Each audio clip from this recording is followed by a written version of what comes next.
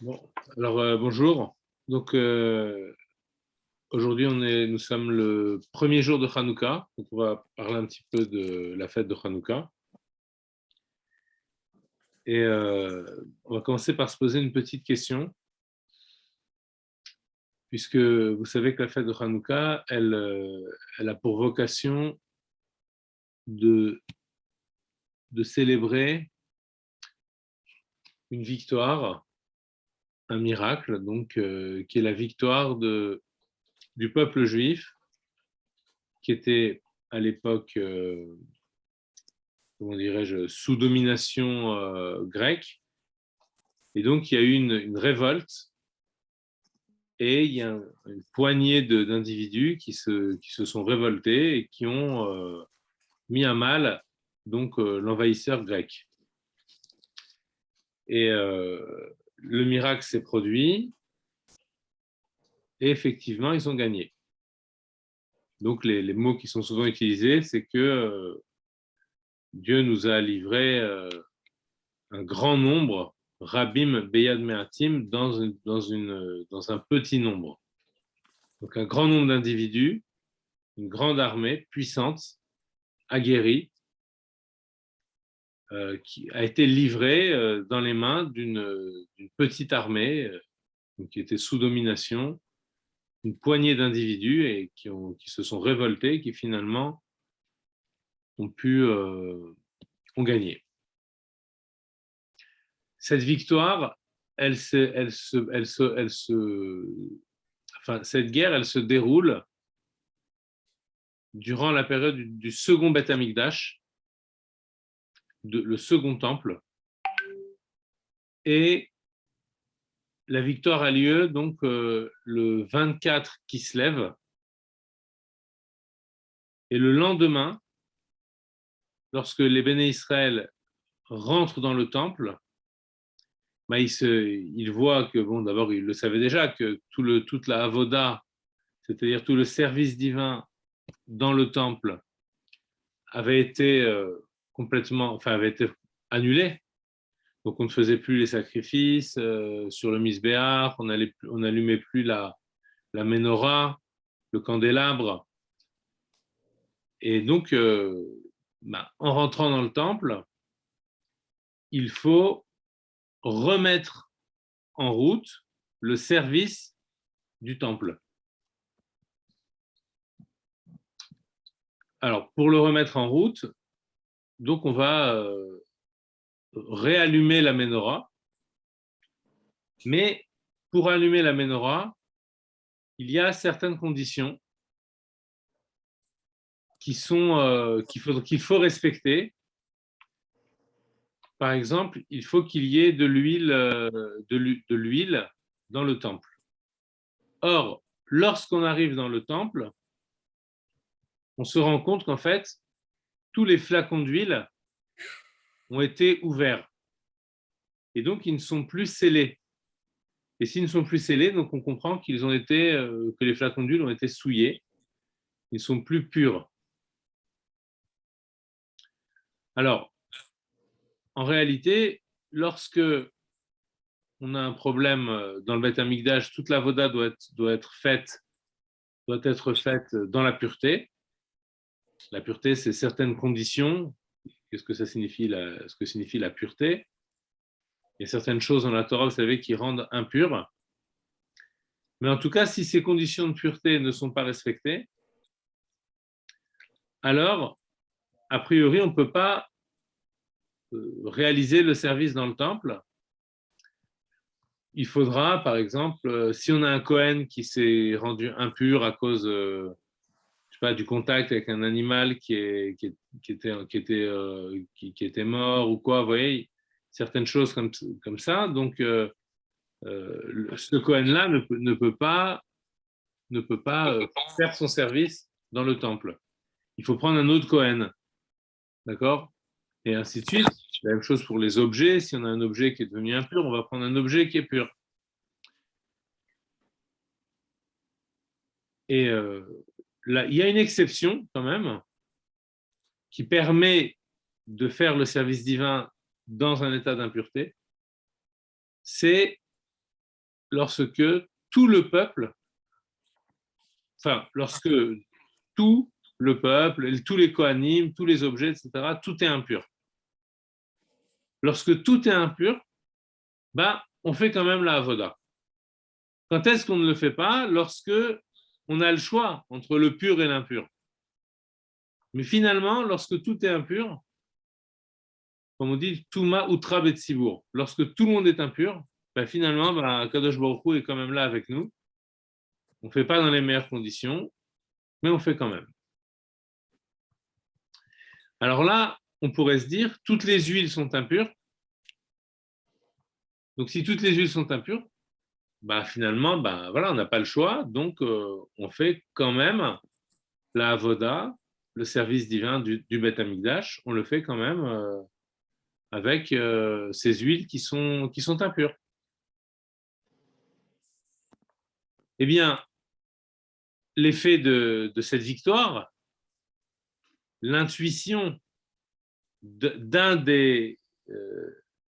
l'un des Maccabim, c'est-à-dire l'un des combattants, d'accord, qui s'appelait Yehuda, c'est que c'est impossible qu'il ne reste pas une fiole d'huile encore cachère.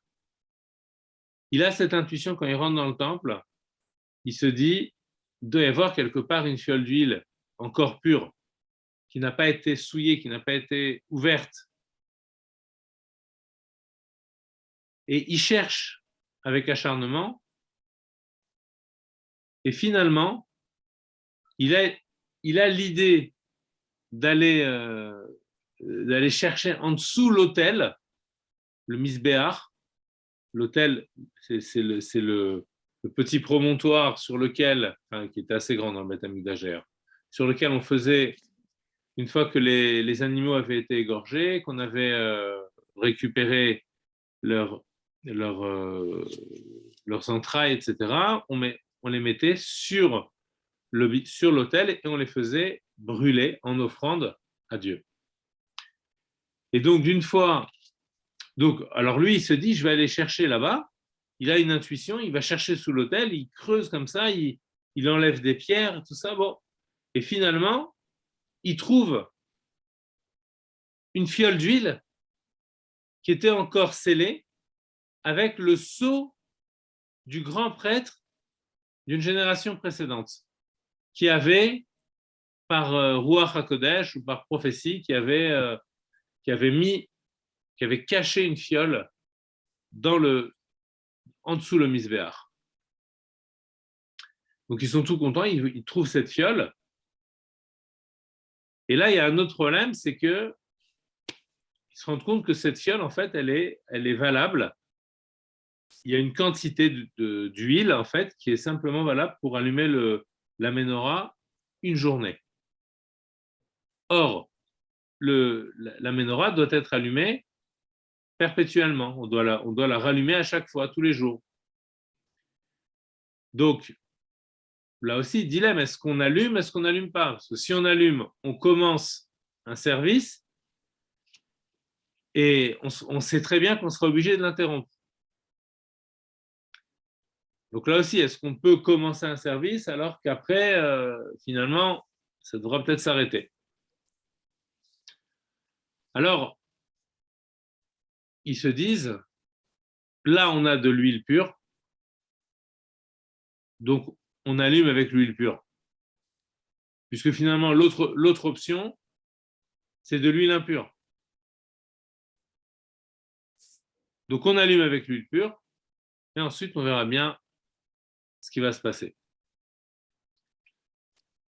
Donc ils allument, ils voient que l'huile tient pendant la journée, et que le lendemain, elle est encore allumée, le surlendemain, encore allumée, et que finalement, cette petite fiole d'huile, le miracle, ben, on le connaît, cette petite fiole d'huile qui devait rester au niveau de sa quantité allumée pour simplement une journée, elle a tenu pendant 8 jours. Donc de là, les Chachamim nous ont demandé d'allumer tous les ans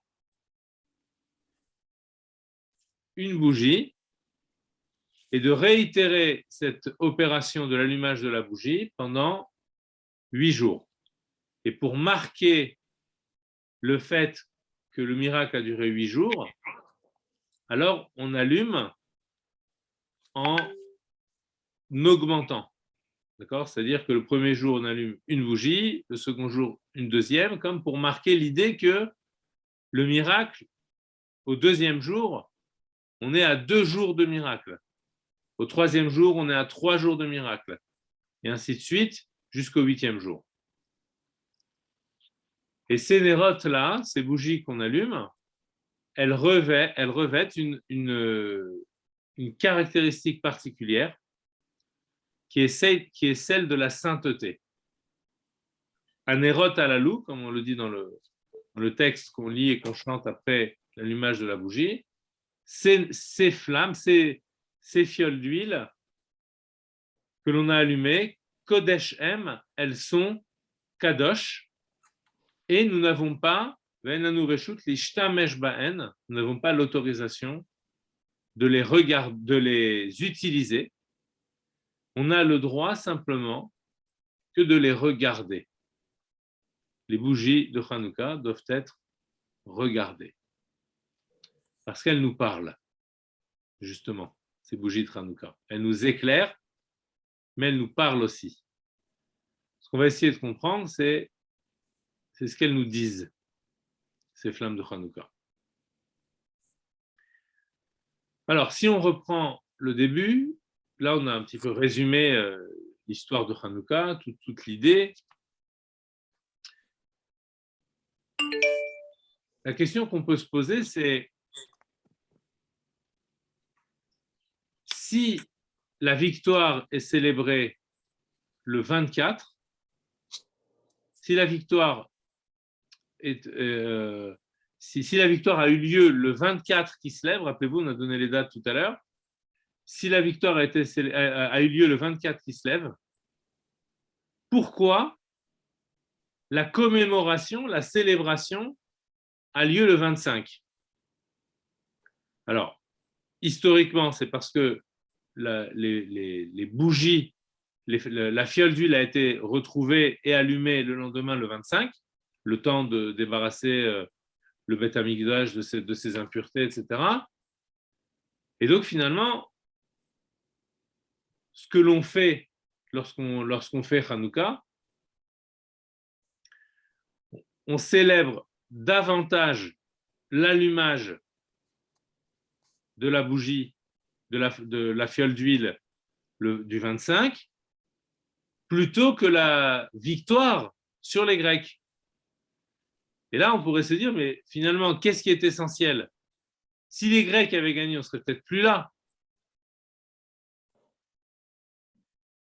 Alors, pourquoi on ne célébrerait pas simplement la victoire? Exactement comme on le fait à Purim. D'accord? À Purim, rappelez-vous, c'est Haman qui veut détruire le peuple. Les Juifs se battent et sont victorieux le 14 Adar. Eh bien, on célèbre Purim le 14 Adar. Enfin, Purim, c'est la célébration de la victoire sur des gens qui ont voulu nous exterminer, et finalement, on a une victoire militaire contre eux, on a gagné ce jour-là, et donc, on célèbre cette victoire. Ce qui semble plus logique. Là, ici, on célèbre quoi? Le fait qu'on a recommencé à allumer les flammes de la menorah. Et on célèbre on célèbre cet allumage, non pas à la fin, lorsque l'on a constaté que finalement Dieu a fait le miracle, et donc que la flamme a duré pendant 8 jours. Non, on le célèbre dès le début. Comme si on célébrait l'allumage de la bougie indépendamment, même si le miracle est contenu, puisqu'on célèbre, on célèbre ce miracle-là. Mais le fait qu'on célèbre, qu'on célèbre le premier jour, ça veut dire que quelque part, ce qui compte, c'est qu'on a recommencé à allumer cette bougie-là, cette flamme. Et cette flamme, ensuite, elle dure pendant 8 jours. Donc, c'est-à-dire qu'elle a en elle la puissance de durer pendant 8 jours. Donc, ce qui veut dire que ce qu'on célèbre, c'est l'allumage d'une flamme qui porte en elle la possibilité d'éclairer pendant 8 jours.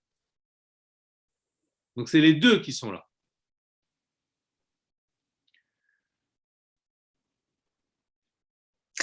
Alors, pour comprendre tout ça,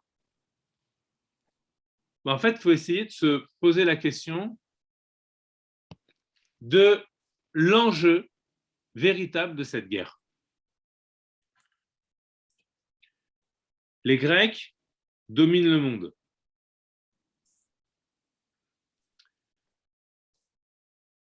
Ils ne sont pas forcément dérangés par les différentes, j'allais dire, religions, entre guillemets, qui sont présentes dans les lieux de leur conquête.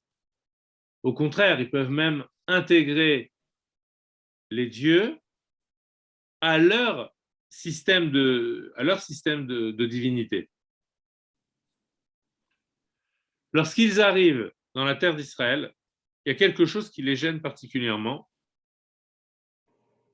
C'est le rapport qu'ils ont à leur pratique et à leur sagesse. C'est-à-dire,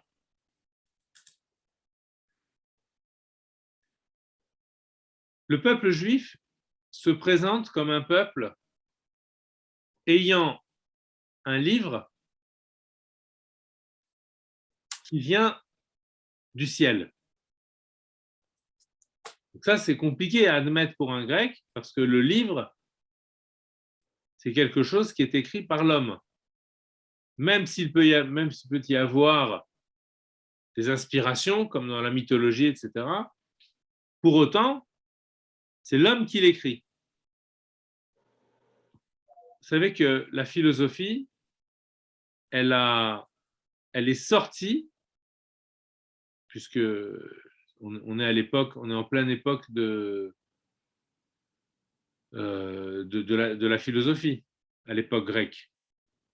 Donc, la philosophie, elle s'est extraite de la mythologie. Même si les débuts de la philosophie ressemblent encore beaucoup à la mythologie, mais l'idée dans la philosophie, c'est d'essayer de comprendre le monde de façon rationnelle. Dans la mythologie, il y avait beaucoup d'éléments non rationnels. Elle fait appel à des puissances contradictoires qui sont symbolisées par des divinités qui ont permis l'émergence du monde, et elle montre les luttes acharnées de ces puissances.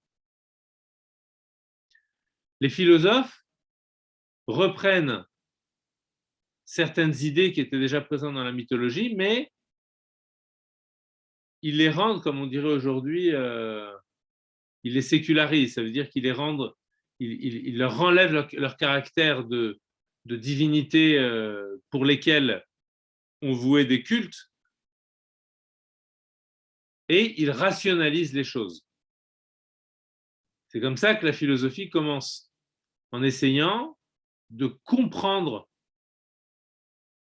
le monde, de comprendre les mécanismes du monde, de trouver les principes qui sont à l'origine de la création, pas de la création, mais de l'existence. Il n'y a pas de création chez les Grecs. Donc, ils essayent de comprendre les principes. Au départ, ce sont les principes physiques de l'existence. Ensuite, ils vont même jusqu'à réfléchir sur la notion de l'être. Qu'est-ce que signifie exister? Et puis ensuite, on arrive sur les conditions de l'existence au cœur de l'humanité.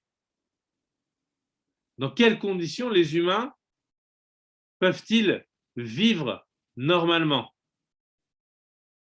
Et donc, il y a des philosophies morales qui sont qui sont développées pour essayer de comprendre justement dans quelles conditions les humains peuvent vivre. D'accord? On s'interroge sur la connaissance. Qu'est-ce que cela signifie que de connaître quelque chose?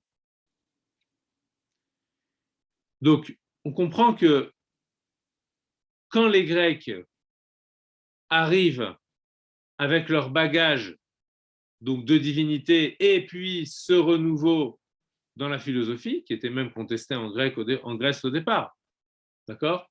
Mais lorsqu'on arrive avec tout ça, on voit un peuple qui dit, ben nous, en fait, on est bien au-delà de votre compréhension du monde, de l'intelligence que vous avez développée, et on est même bien au-delà de vos croyances mythologiques. Pour nous, la chorma, la sagesse, nous vient d'en haut.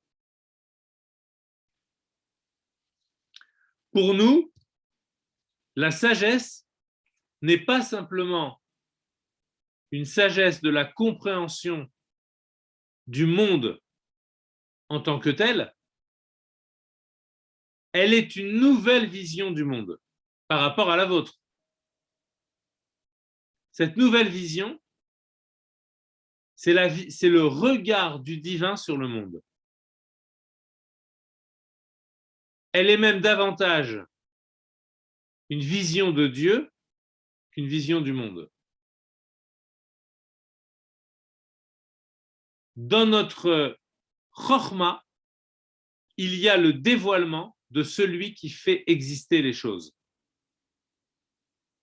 Et c'est cela que nous recherchons dans notre chorma. Et plus que ça, c'est que cette chorma, elle n'est pas purement désincarnée. Et ça aussi, c'est bouleversant pour le grec. Cette chorma, elle est présente ici et elle nous implique dans un système d'action.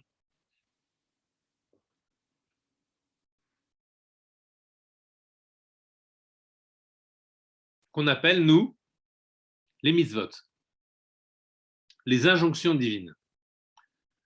Ce système d'action va nous enjoindre, par exemple, de manger d'une certaine façon,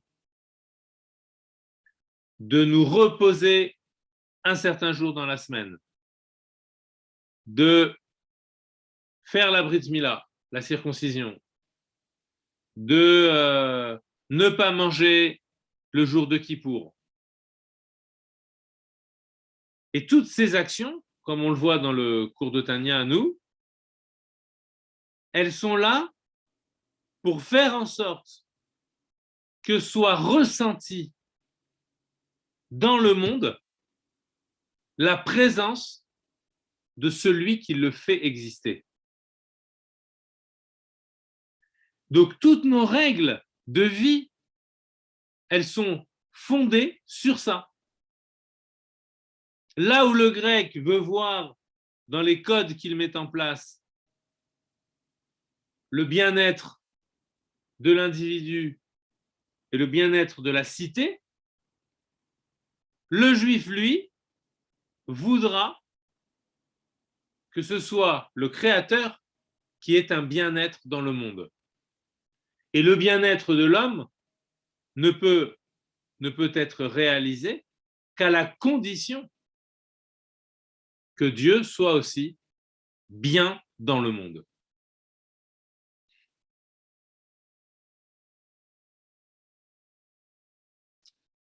Donc la guerre entre les Juifs et les Grecs, dès le début, c'est une guerre spirituelle.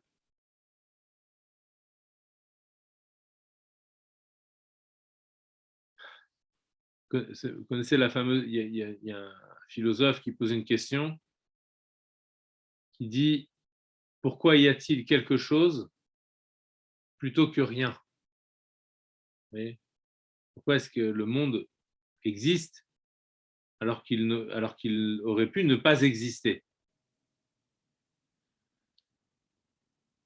Bon, il y a des réflexions philosophiques sur ce sujet-là, mais pour nous, cette question, pourquoi y a-t-il quelque chose plutôt que rien, elle est traitée d'une façon complètement différente. Ça veut dire que pour nous, le quelque chose et le rien sont en fait une seule et même chose. Puisque dans l'essence de Dieu, ce qui est n'est pas. Puisqu'il n'y a que lui qui est la véritable existence. Et si je veux voir de l'existence dans ce qui existe, alors cette existence, ce n'est rien d'autre que son existence à lui.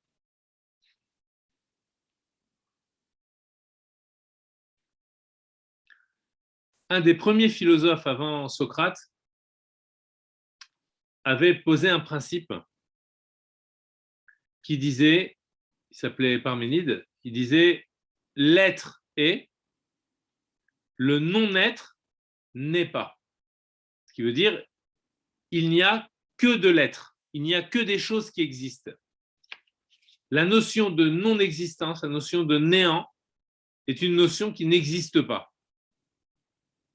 Quand on dit ça, si vous voulez, le cœur de la guerre entre les Juifs et les Grecs, il est là, en réalité. Lui, en disant cette phrase-là, il synthétise toute la pensée grecque, finalement. La pensée grecque d'avant lui et même celle d'après lui, jusqu'à aujourd'hui. Ce qui va donner aujourd'hui ce qu'on appelle le matérialisme. C'est-à-dire le fait de vouloir expliquer le monde uniquement par la matière, et donc ne plus voir non seulement la dimension de la spiritualité, qu'il y a une force vitale qui vivifie le monde et qui n'est pas perceptible, mais bien plus encore, qu'il y a une origine à cette matérialité et à cette force vitale. Et cette origine, c'est l'existence elle-même. Mais pour le grec qui dit qu'il n'y a que de l'être, il ne peut pas entendre qu'il y a quelque chose derrière tout ça. Ben, notre guerre, elle est là. La Torah, c'est la sagesse de cette non-existence, qui est dans l'existence. Quand on dit qu'il faut que les huiles soient pures, qu'est-ce que ça signifie, une huile qui est pure? Une huile qui est impure, comment on dit impure en hébreu? Impur, c'est tamé. Tamé, ça s'écrit tête, même aleph. Et si on met le aleph au début, on peut relire le mot. Vous savez qu'on peut jouer sur la sémantique des mots, c'est-à-dire sur la signification des termes, avec le positionnement des lettres. Quand on intervertit les lettres, l'ordre des lettres, on peut trouver des sens qui étaient sous-entendus, des acceptions supplémentaires qui étaient sous-entendues dans le sens premier. Donc ici, on a tamé qui signifie impur, mais qui rappelle le mot atum qui signifie fermé. Comme on dit en hébreu, vous savez, les pièces qui sont les miklatim, vous savez, pour les pièces qui sont blindées, donc qui servent à protéger en cas de chute d'un missile ou quoi, de shalom. On les appelait à l'époque, on les appelait les chadarim ha'atumim. Ça veut dire les portes, les salles étanches, d'accord, qui sont complètement fermées et qui sont protégées. Donc atum, ça signifie quelque chose de fermé. L'impureté, c'est l'état dans lequel une chose ou un être est enfermé dans sa propre existence. Il n'est pas ouvert.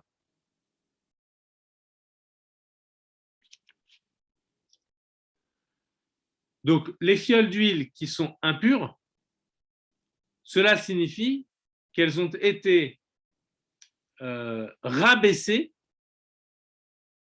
à un niveau où ce qu'elles symbolisent, c'est l'existence pour l'existence, et non plus l'existence pour le divin, tournée vers le divin, et encore moins le divin qui se manifeste dans l'existence.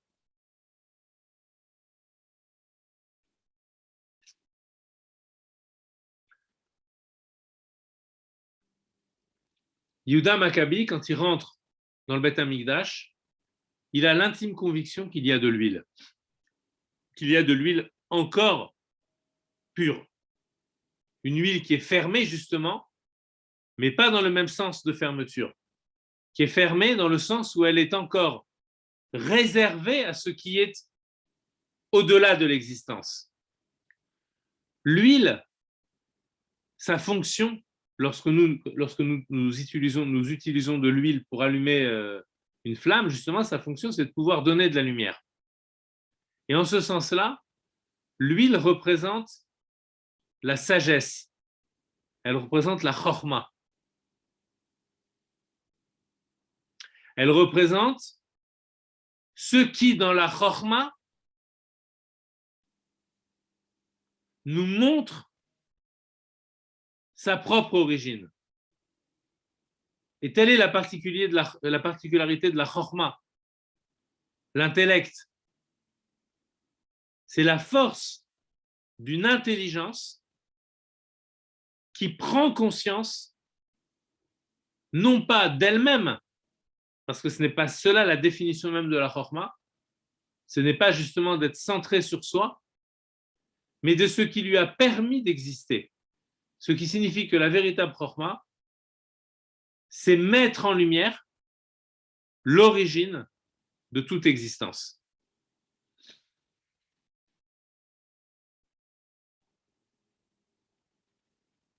Donc si on considère que la guerre, c'est une guerre spirituelle, on peut dire que sur le drapeau des uns, il est écrit, ce n'est pas historique ce que je vous dis, hein, c'est imagé, d'accord? On pourrait dire que sur le drapeau des uns, il est écrit « Il n'y a que Dieu », et sur le drapeau des autres, il est écrit « Il n'y a que le monde ». Et c'est sous ces bannières que les uns et les autres vont combattre.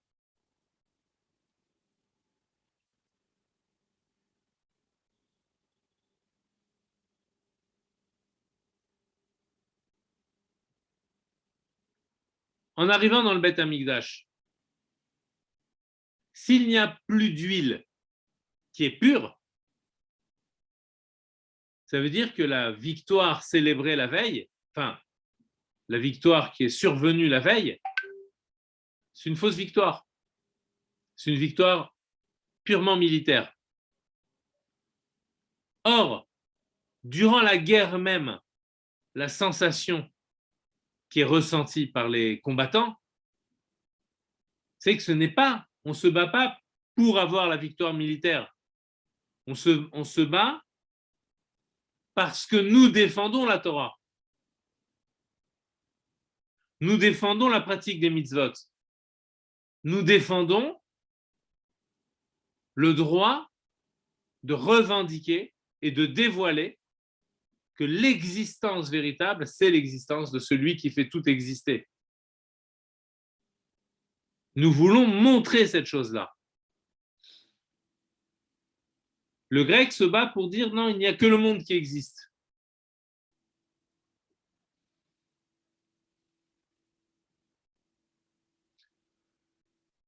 Donc, si j'arrive dans le Beth Amikdash et que je dois allumer la menorah elle a 7 branches. Les 7 branches de la menorah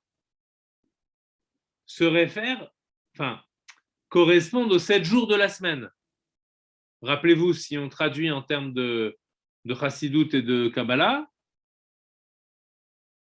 que dans le système des émotions, on a aussi des affects, on a aussi 7 midot, d'accord, 7 éléments. Chesed, Gvura, Tiferet, Netzach, Hod, Yesod, et la dernière Malchut, les expressions. Donc on en a 7 aussi. Ce qu'on a vu d'ailleurs au début du 3e chapitre du Tanya. Ce qui veut dire que chaque jour, quand on allume la menorah, on éclaire le jour. On montre que le jour en question est un jour divin, est un jour créé par Dieu. Et chaque jour, on montre que tous les jours sont des jours créés par Dieu. Chaque jour, on éclaire les affects du clan Israël, de l'ensemble de la communauté d'Israël. Ça veut dire quoi, éclairer ces affects? Ça veut dire que les affects qui, en général, sont portés sur un ressenti personnel s'ouvrent sur le ressenti de Dieu. C'est ça le sens de l'éclairage de la menorah. L'huile qui éclaire signifie que le jour est maintenant perçu comme un jour venant de Dieu, comme un jour créé par Dieu, et que les sentiments qui sont afférents à ces jours sont aussi des sentiments qui sont éclairés par le divin et qui, en ce sens, peuvent aussi éclairer le monde. Pour le dire simplement, ça veut dire je peux ressentir de l'amour, d'accord, pour les autres, mais très souvent, le sentiment d'amour est un sentiment de soi-même, en fait. C'est comme une sorte de sentiment de soi-même amplifié. Mais là, l'amour est éclairé. Ce qui signifie que c'est l'amour infini du divin qui entre en moi et qui se propage. Donc, c'est toute la symbolique de la menorah, et qui se allumé par Aaron, qui représente aussi l'amour, ok, et donc qui se propage ensuite dans le monde. Donc c'est un amour qui est ouvert. C'est pas un amour fermé, c'est un amour qui est ouvert. Donc qui est ouvert de l'intérieur puisqu'il ressent l'amour divin, et qui est ouvert vers l'extérieur puisqu'il le propage aussi dans le monde extérieur. Donc en entrant dans le Beth Amikdash, Yehuda se dit, c'est impossible qu'il ne reste pas une fiole d'huile. Parce que s'il n'en reste pas, ça veut dire que la victoire, ce sont les Grecs qui l'ont gagnée. Ça veut dire qu'ils auront eu raison de notre conscience des choses. Ils auront contaminé notre chorma par leur vision du monde. Ça veut dire qu'il ne reste plus en nous un soupçon de clairvoyance sur ce point-là de notre bannière qui dit qu'il n'y a que Dieu. D'ailleurs, le slogan des Maccabim, pourquoi on les appelait les Maccabim, c'est Mika Mocha Bakelim Hashem. Qui est comme toi parmi les dieux Hashem. Ce qui signifie que rien ne te ressemble. Ce qui sous-entend, encore une fois, que tu es la seule existence. Tu es l'existence véritable. Et que toute existence est secondaire puisqu'elle dépend de la véracité, comme le dit le Rambam, de ton existence qui, elle, est véritable. C'est pour ça qu'il se met à chercher. Parce que durant le 24, pendant qu'ils étaient en train de vaincre les Grecs, ils ressentaient déjà cette lumière qui était présente avec eux durant les combats. Il y a des textes qui racontent que lorsque les Juifs combattaient, leurs lances pouvaient traverser des dizaines, des centaines de Grecs. Des récits qui sont racontés, qui sont absolument miraculeux. Ce qu'il faut retenir de ces récits, c'est que la victoire qui a eu lieu, elle était miraculeuse. Et le miracle, d'où s'est-il produit? Quelle était la source de ce miracle?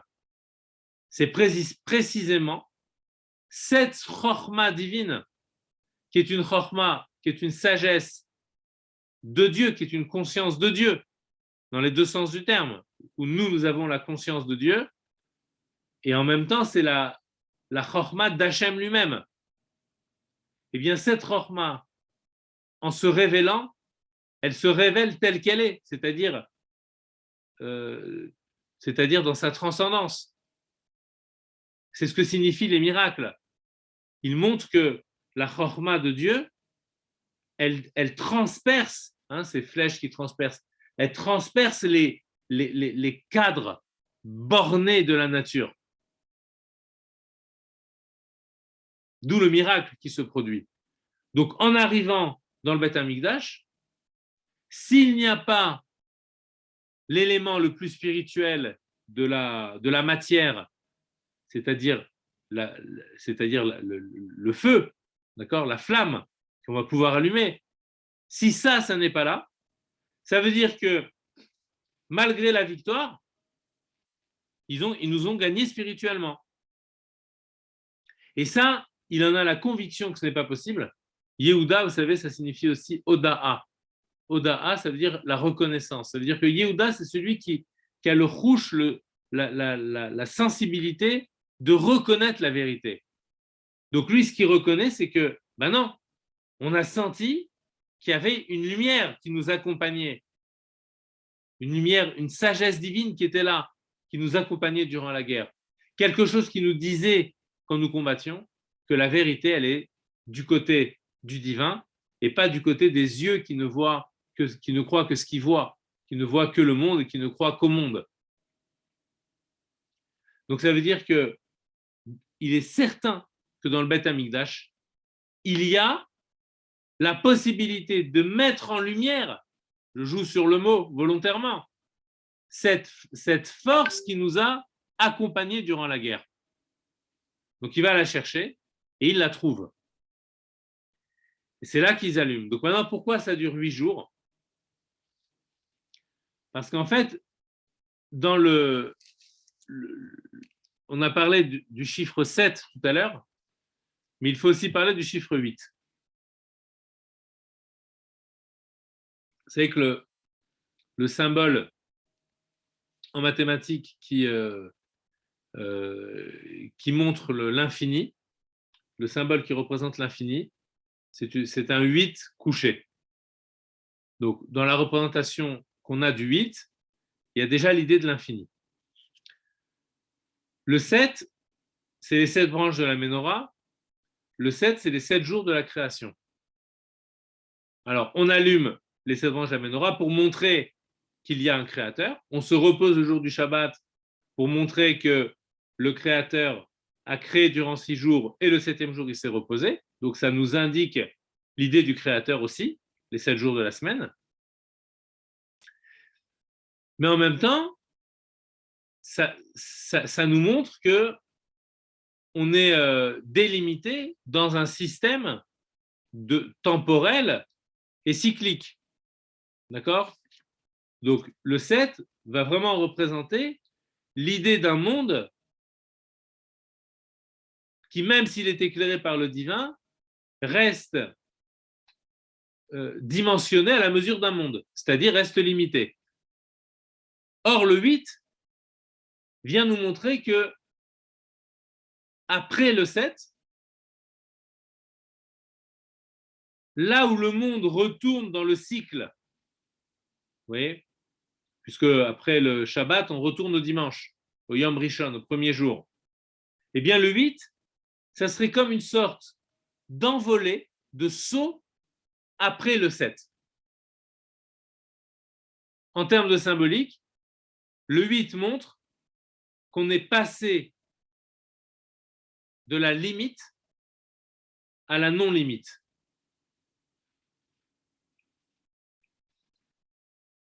Donc le fait que la fiole d'huile a pu éclairer durant 8 jours et qu'elle avait ce potentiel dès le premier jour,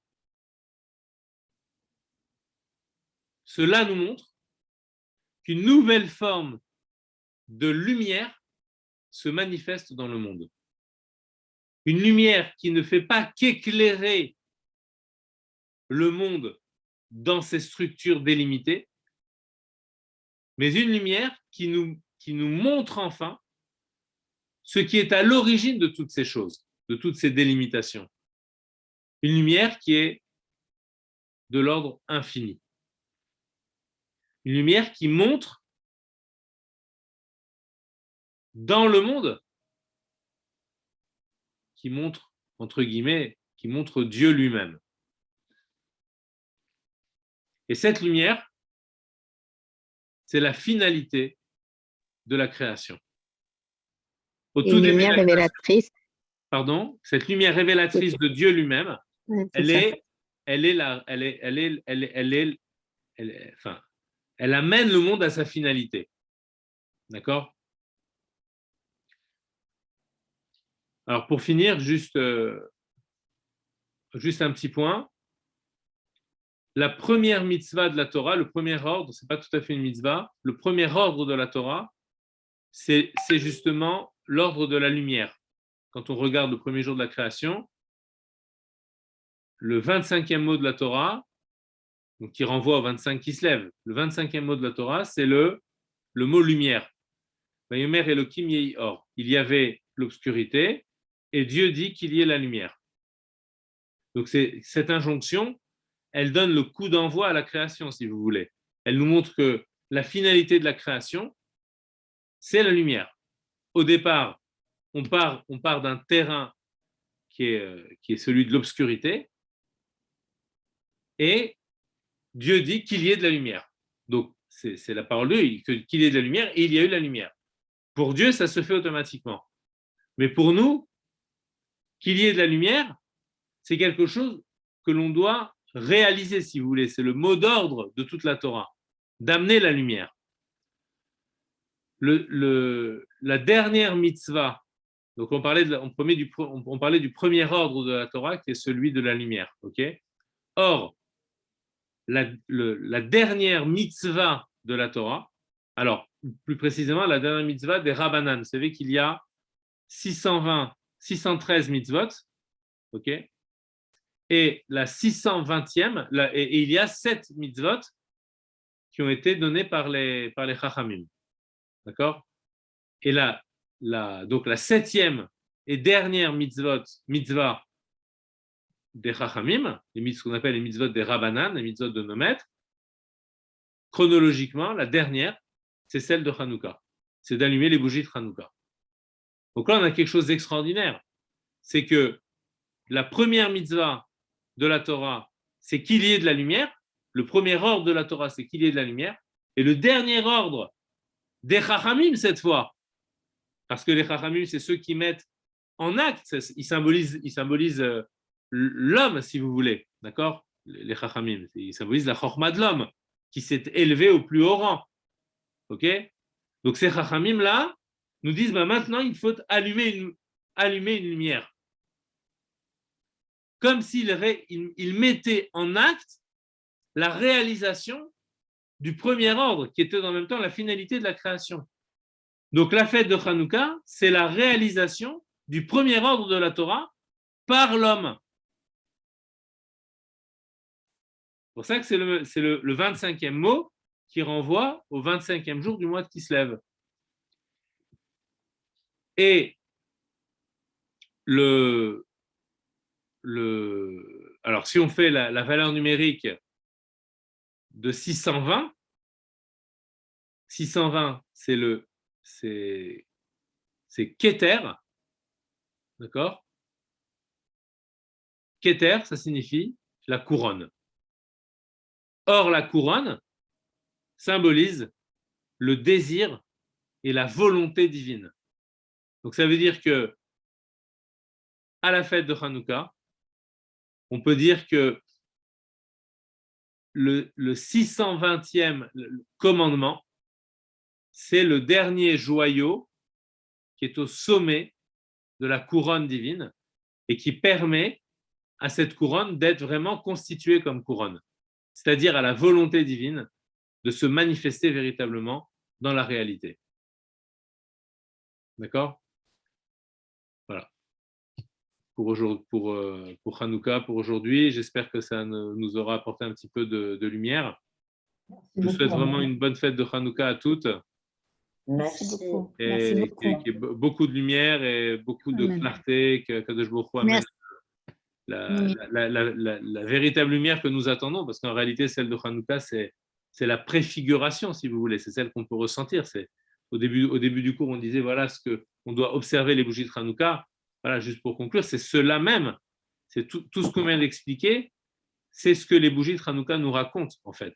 Donc, elles nous racontent une histoire, mais au travers de cette histoire-là, elles nous racontent la manifestation, elles mettent en œuvre la manifestation du divin dans le monde. Et c'est pour cette raison-là que nous disons que les bougies de Hanouka sont kadosh, elles sont saintes, et qu'on n'a pas le droit de les utiliser parce que l'essence, c'est l'existence en soi, ce n'est pas une existence secondaire qui est au service d'une autre existence ou qui dérive d'une autre existence. C'est ça le sens du shimouch, le sens de l'utilisation. Donc, en voyant les bougies de Hanouka, on s'inspire justement de l'en-soi, quelque chose qui n'est pas au service d'eux. Donc, on a juste à contempler. Et on contemple ce qui n'est au service de rien. Et c'est ça la liberté du Ham Israël. Cette liberté retrouvée durant la fête de Hanouka. D'accord ? Bon, voilà, c'était pour conclure et faire le raccord avec le début, parce que souvent on parle dans les développements et après on oublie de faire le raccord avec le début.